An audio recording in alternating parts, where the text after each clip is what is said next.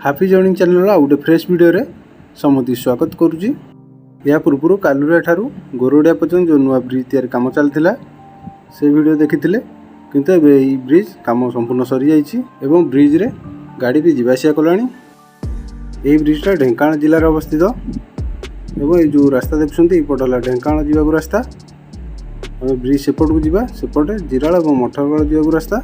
मुझे बेसी किसी कहूना चलते भिडियो देखा।